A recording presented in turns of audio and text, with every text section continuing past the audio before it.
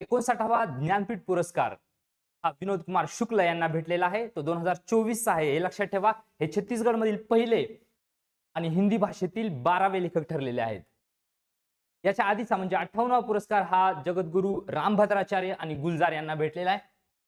तर ज्ञानपीठ अवॉर्ड सुरुवात झाली 1961 ला, दिला 1965 पासून. भारतीय संविधानातील 8व्या परिशिष्टातील 22 भाषा आणि इंग्रजी भाषेसाठी हा पुरस्कार दिला जातो.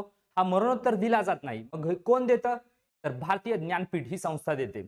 पहिला कोणाला भेटला? तर गोविंद शंकर कुरूप यांना भेटला. पहिली महिला आशादेवी पूर्णा. मराठीत किती व्यक्तींना भेटलाय? आतापर्यंत 4 व्यक्तींना भेटलेला आहे. त्यांची साहित्यकृती आणि कोण आहेत ते? विष्णू सखाराम खांडेकर ययातीसाठी, विष्णू वामन शिरवाडकर नटसम्राट, विंदा करंदीकर अष्टदर्शने आणि भालचंद्र नेमाडे हिंदू जगण्याची समृद्ध अडगळ यासाठी. तर मला सांगा याच्या पुढचा अवॉर्ड म्हणजे महाराष्ट्र भूषण अवॉर्ड कुणाला भेटलेला आहे?